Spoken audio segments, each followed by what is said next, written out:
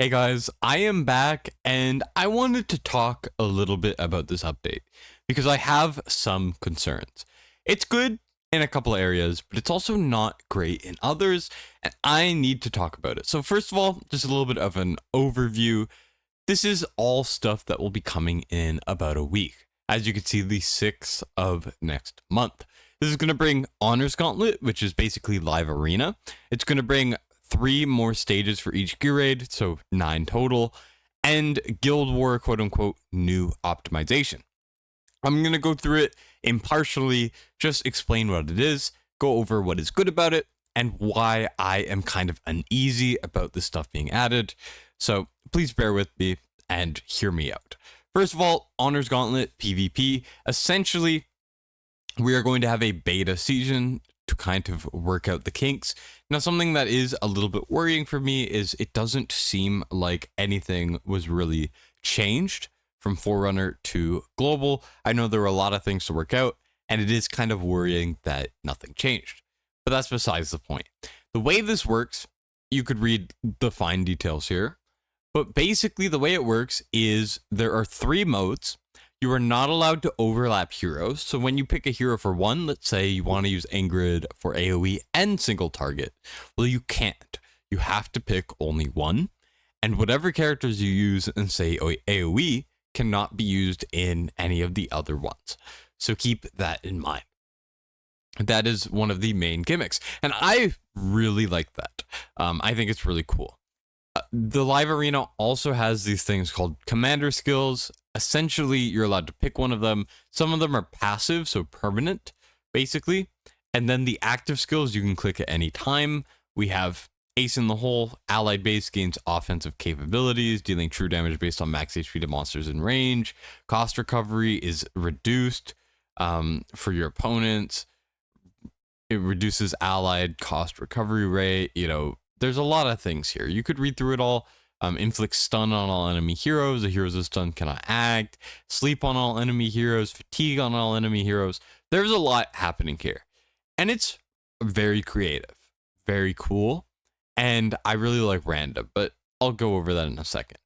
Next, we are also getting new gear raids, like I said. We are getting 3 for each of them. The gear raid 1 obviously requires a lot of AoE damage. Also a lot of anti-healing. Gear raid 2, they're changing the base fundamentals to be a little bit harder, requiring more shields, AoE damage reduction, things along those lines. And then Gear raid 3 is going to require more invisibility and infinite range marksman. Finally, we have Guild War attack plan sharing. This essentially includes attack codes. Attack codes you can take from your allies. As you can see, share and save plan. You're able to copy the codes, send them to a guildmate, or a guildmate can copy them, and then it'll import the soldiers and it'll do the attack for you. You also will be able to, just do a lot of stuff along those lines. Now, all of this is, at quick glance, good. Right? More gear raid stages, obviously better rewards. It's gonna just be easy to beat. All of this stuff, on baseline, it feels good. And there is a lot of good here. First of all, PvP modes in this game are historically not very well liked by most people. But for people who maybe want to try something a little bit different with real-time arena, they want to have it a little bit more fair, a little bit more dynamic, a little bit more limited. As I said, you cannot use Ingrid in all of them. You cannot use Valorant in all of them. All of that stuff. This is going to be really good for you. If you want to really try hard arena, you want something else more arena based, or even if you just want a little bit more diversity, this is going to be good for you. And I think that a lot of the things in this are very unique, very dynamic, and I really like the ideas. Especially, my favorite thing here is random. Random, when the battle starts, only one type of monster will appear each round, with the type being random. This is going to make you have to prioritize AoE and single target, which I think is really, really cool. There's a lot to like here. Gear raids. Obviously, the jump is going to be similar to 19 to 21. There are no new gear sets, which does kind of suck, but the rewards undeniably will be better. And the better gear you can get, the better forge materials you can get, the better. It's just a net positive there. And then the attack plan sharing, this is going to really benefit early players who just don't have the time, or even later players who just don't have the time, they don't have the energy to figure out GvG, so they can just plug and play. This is all good stuff. Until you look a little bit deeper, where I start to be a little bit uneasy.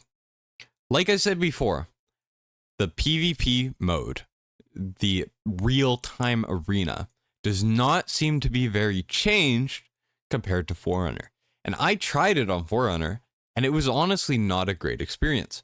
The rewards were absolutely lacking. It was basically every week, you just had to play a certain amount of fights, you had to win a certain amount of fights, and you would get very baseline rewards. It would be like a couple gems, maybe some summons, but at the end of the day, it did not feel very worth it.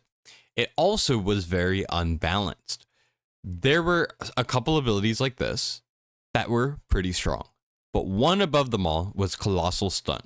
This thing was absolutely busted. You never ran anything else. This would essentially give you an auto win, and it was busted. And my worry with content like this coming out is it has not been tweaked before release. Now, I could be wrong about this, but simply, the arena was not very fun, it was unbalanced, and the rewards were not worth it. Of course, if they change it, if they fix these things before coming to global, it could be a little bit better. But I am not hopeful. I'm probably not going to play this mode.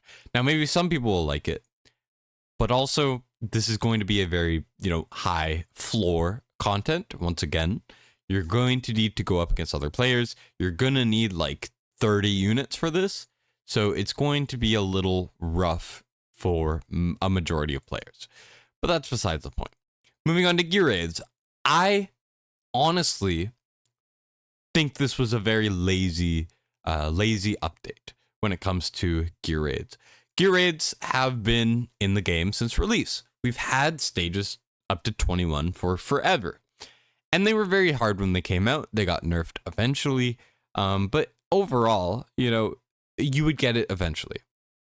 But the problem is, because that happened around release, it's been such a long period since new gear raids have been added that these stages are so inflated and honestly kind of impossible now. Now, stages 22, 23 are going to be somewhat accessible, but I just really don't like what they did for these. First of all, Gear Raid 1 is largely unchanged. Basically, it was changed very lazily. All of the stats were increased to an insane amount, very, very fast. When you beat 21, you're going to have to take like a whole year break to farm gear, get awakenings on important key heroes, and then try it. And then you'll beat 22, maybe 23. I don't even know if anyone on Forerunners beat 24 yet, at all. Not even gotten close. And that's just because they increase the stats. It feels very lazy, and I don't really like that. I like strategy. I like it when hard content is something like Gear Dungeon 2 when it came out. It was doable with a bunch of different strategies. If you were good, if you were skilled, if you knew how the stage worked, which is how it should be. You should be able to work up to it. But Gear Raid 1, it feels like it's like, just have A5 on everything, have the most goated gear ever, and it'll still be tough. And it's the exact same. Gear Raid 2, I do actually really like. It is going to require Carnelian, Sadie, units like this, but I like that they changed the fundamentals. And then Gear Raid 3, my biggest issue is to beat it. It requires Lady Alexandra. Lady Alexandra is not fun to go for. I am at 9,000 coins on this account. She requires 40,000 coins. This will take you many months of constant grinding. Or it's going to take you years if you cannot make it to Apex Arena consistently, if you cannot win consistently in Apex. Or, for newer players, they're going to have to play for a year because they have to build up to the point where they can even compete in Arena. Arena fundamentally is kind of busted. It's very hard to get into Apex. It's only top 300 people. It should be top 500, for example. There should be more coins. Defenses should give coins. Whatever. Lady Alex altogether is a problematic hero to have be necessary. And making it be necessary for one of the main contents that people are going to want to push, and making it so hard where you require Lady Alexandra, is very concerning. I don't like how important she's gotten. It is very hard to do this new Tower of Deception, Hidden Chamber 5, for example, without Lady Alexandra. I do not like that. I do not like the stages to be designed, honestly, in a way that requires a hero that takes so long to push. Because if you didn't push for her before, you're going to have a bad time. Just frankly. I really, really dislike that. I really hope they listen and they change it so it is possible with Idril. It's going to be miserable if you don't have her. Overall, just I think they kind of were lazy. I think they just upped things to an unreal amount. I would recommend watching War Guide's video on him trying to go through it, because I laughed so much looking at his reactions when the bosses would hit him with some BS that would like insta-kill units, and he was just like, what the heck? I recommend watching that. And then we get to Guild War. Now, Guild War has been getting better in some areas, but in my opinion, it's been getting very, very much worse in some others. So let me go over some examples. Number one, best change they've made recently is making Demon Soldiers more accessible. It is easier to get Demon Soldier drops. It is absolutely noticeable. It is much easier to farm to get to compete in GvG. Because, to be frank, GvG has a high barrier of entry. And lowering that barrier of entry, while also making it for the people who farm a lot to also get benefit, is really hard. But just making Demon Soldiers easier to drop, it allows the people like Mad, who farms all the time, to get a benefit from the change, while also making the barrier of entry lower so people can enjoy it more. I think that was amazing. I think the change that made it so that we only have to do 5 attacks instead of 8, and making it so people have less damage, wasn't the best change ever, but I think it was a good change. And I like the change. It makes it so you don't need to commit as much time. People have more time to enjoy it. But then we get to the parts that are not very good. Before I talk about the change that's about to be added, something that was really bad that they did is kind of a combo between the new maps combined with Demon Soldier buffs. For example, ignore these teams, they're not geared, they're placeholders I was testing out. But for example, this map is the worst map we've ever had in terms of defenses being strong. It is near impossible to make a good defense. Every defense is beatable in every season, obviously. But the fact that no defense is defendable is a little miserable. It's very hard to find placements for things.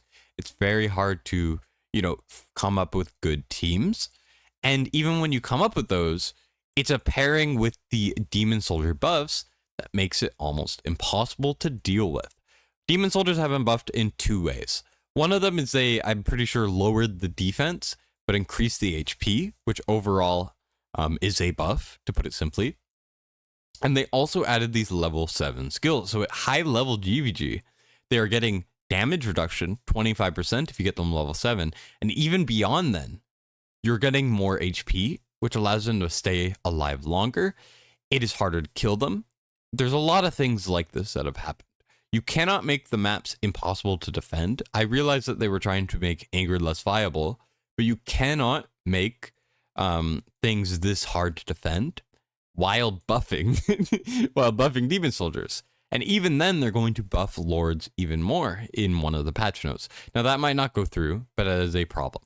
And that brings me to this change, which just kind of proves to me that GvG is kind of on the back burner. They're not putting that much thought into changing it. And I think this is part of that. As you can see, this is clearly for saving time. This is so people don't need to spend time learning attacks and they can just copy. But there are a couple issues that arise from this. Number one is they have already lowered the amount of time to spend in GvG in a couple ways. They made it so there's less attacks, which was a net positive, but they also made it so defenses are way too easy to run through. So GvG went from a high level, very intense, fight that you would work on with your team, with your guild, and it was like a community thing, and you would compete.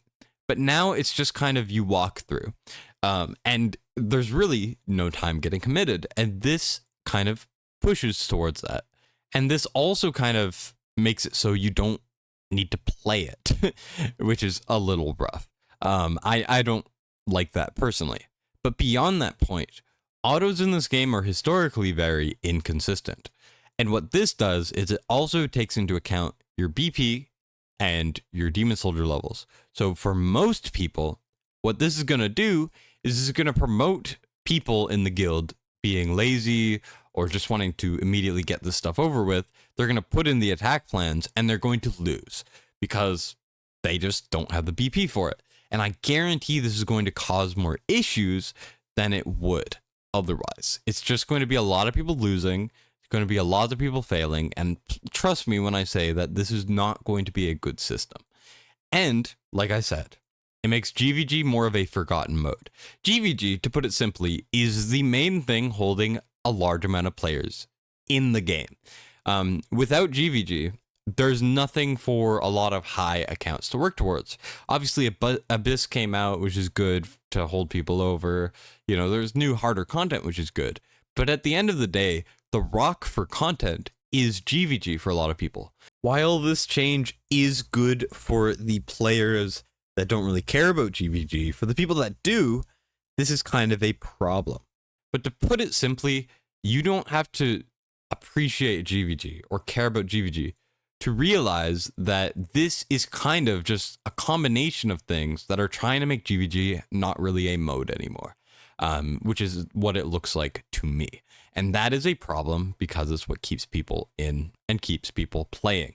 And more importantly, keeps them spending.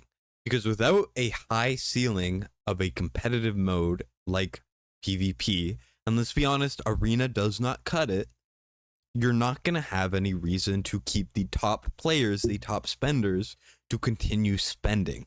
And that is a whole other can of worms that can be opened if you phase out the main mode for these types of players.